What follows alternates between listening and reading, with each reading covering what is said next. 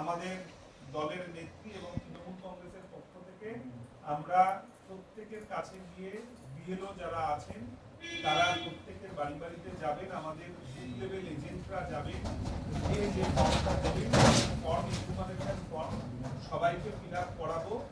কিন্তু এখানে অনেক ক্ষেত্রেই বিভিন্ন রাজনৈতিক দল বা বিভিন্ন মানুষ বিভিন্ন ধরনের ক্যাম্প করে হয়তো আপনাদেরকে বিভিন্ন ইস্যুতে সই করাতে পারেন, সেগুলোর ফাঁদে পা দেবেন না। এসআইআর আর সিএ দুটো আলাদা, কাজেই আপনি যদি নিজে থেকেই নাগরিকত্বের ফর্মে ফিল আপ করে দেন তার অর্থই হচ্ছে যে আপনি নাগরিক নন।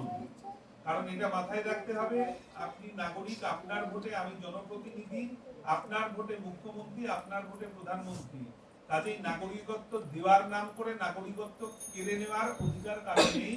কাজেই এসআইআর জিনিসটা আলাদা, কেউ কোনো পুরোটাই ডিজিটাল পদ্ধতিতে হচ্ছে, আগে থেকে নিজে থেকে আগ বাড়িয়ে কোনো ফর্ম ফিল আপ করবেন না। আমাদের 4 তারিখ থেকে যখন এসআইআর শুরু হবে, আমাদের 13 নম্বর ওয়ার্ডের দুটো বুথ থাকছে হেল্প ডেস্ক, একটা রামকৃষ্ণপুর জলের পাম্পের এখানে থাকবে। দাদা আপনি ভেতরে আসেন না, আপনাকে বলছি, আপনাকে। হ্যাঁ, আর এইখানে চলে আসেন, মাস্টারমশাই পিছনে বসুন। আর এপাশে আমাদের রেল লাইনের পাশে পার্টি অফিসের সামনে একটা থাকবে, ওখানে আমাদের সমস্ত কর্মীরা থাকবে। সেখানে একদম অনলাইনে আমরা সবার ফর্ম, প্রত্যেকের বাড়ির ফর্ম সকলের ফিল আপ হবে। 4th, মন দিয়ে সবাই শুনবেন, 4th নভেম্বর থেকে 4th ডিসেম্বর অবধি আমাদের এই হেল্প ডেস্কটা থাকবে সকাল 9টা থেকে 5টা। কোনো তাড়াহুড়োর ব্যাপার নেই, সবাই শুধু প্রত্যেকের 2 কপি করে ফটো নিজেরা বাড়িতে দিচ্ছেন রেডি রাখবেন।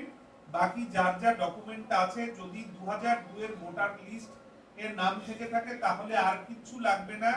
2002 এর ভোটার লিস্ট ব্যক্তিতে যদি নাম না থাকে, কোনো ছেলেমেয়ের নাম নেই, তার বাবা মায়ের আছে, তাহলে সেটা দিয়েই হবে। আর যদি 2002 এর লিস্টে নাম না থাকে তাহলে ইলেকশন কমিশনের দেয়া যে 11টা নথি রয়েছে, সেই 11টা নথির যে কোনো একটা, 11টাই নয়, যে কোনো একটা থাকতে হবে। এমন অনেক মানুষ আছেন যাদের 2002 এর লিস্টে নাম নেই, অথচ হয়তো 95 সালের কার্ড আছে বা 84 সালের তার একটা হসপিটালে ভর্তির কার্ড আছে বা বার্থ সার্টিফিকেট আছে, অথবা তার স্কুল সার্টিফিকেট আছে, স্কুলে পড়েছেন, অথবা তার ব্যাংকের অ্যাকাউন্ট আছে, অথবা তার কোনো পোস্ট অফিসের অ্যাকাউন্ট বা এলআইসির অ্যাকাউন্ট আছে। যে কোনো সরকারি নথি যদি ভোটার লিস্টে নাম না থাকে 2002 এ, তাতেও প্যানিক করার কিছু নেই।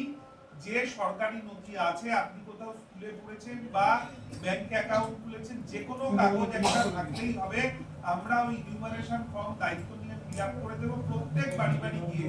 অনেক সময় আছে, অযথা কেউ প্যানিক করবেন না, টেনশন করবেন না, এবং কেউ নিজেরা ফর্ম ফিল আপ করে দেবেন না। করে ফেললেন, অনেক মানুষই আসেন ভোটার কার্ডটা অনলাইনে ফিল আপ করে দেন, তারপর হিয়ারিং হয় না, 14 বার আমার কাছে গিয়ে বলেন কার্ড পাইনি, কার্ড পাইনি। আমাদের কাছে এভিডেন্স না থাকলে কিন্তু করতে পারবো না। আমরা ফর্ম ফিল আপ করবো এই কারণেই, কারণ পরবর্তীকালে যাদের মস্তিষ্ক প্রসূত ভাবনাতে এটা হয়েছে এবং যাদের উদ্দেশ্য প্রণোদিতভাবে যে রাজনৈতিক দলগুলো আমাদের রাজ্য থেকে অন্য দেশে পাঠানোর এই ব্যবস্থা করছে, তারা কিন্তু চাইবে আপনি ফর্ম ফিল আপ করলেও নিজে থেকে বলে দেবে ফর্ম জমা পড়েনি, আপনি কিছু করতে পারবেন না। আমরা সেই জন্য 2 কপি করব, আমরা 1 কপি রিসিভ রেখে দেব নিজেদের কাছে, যাতে প্রত্যেকের হিয়ারিংটা আমরা ফিজিক্যালি এজেন্টরা প্রেজেন্ট থেকে করাতে পারি। ক্লিয়ার সবার? আর কারো যদি কোনো কিছু প্রশ্ন থাকে, অসুবিধা থেকে 24 ঘন্টা আমাকে ফোন করে নিতে পারেন, আমার বাড়ি যেতে পারেন, আমাদের অ্যাসিস্ট্যান্ট বুথে বা আমাদের দলীয় কর্মী যারা রয়েছে সব সময় আপনারা তাদের সাথে যোগাযোগ করবেন। কেউ অন্য কিছু নিজে থেকে করে নেবেন না। তাতে কিন্তু একবার ফর্ম ফিল আপ যদি নিজের দায়িত্বে করেন, যদি কোনো ভুল ত্রুটি থেকে থাকে সেটা কিন্তু আমাদের পক্ষে রেকটিফাই করার উপায় নেই। কারণ এটা সরকারি প্রোগ্রাম, এটা মাথায় রাখতে হবে। সেটা সংগতভাবে আমরা, সংগঠিতভাবে আমাদের উদ্দেশ্য হচ্ছে যাতে আমার পাড়ার মানুষ, আমার রাজ্যের মানুষ, আমার দেশের মানুষ যাতে এখানে থাকতে পারে।